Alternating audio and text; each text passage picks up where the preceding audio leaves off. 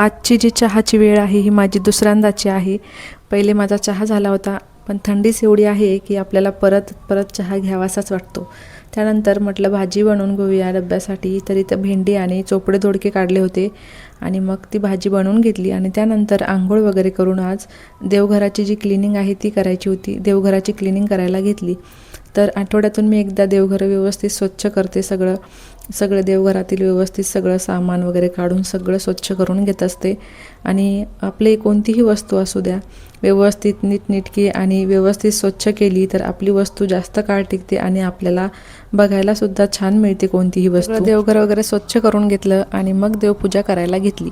तर हे जे मी आसन दाखवते हे माझ्या एक जो पिवळ्या कलरचा आहे तो माझ्या साडीतला आहे आणि हे जे दोन आहेत मी कपडा घेऊन त्याचे शिवलेले आहेत।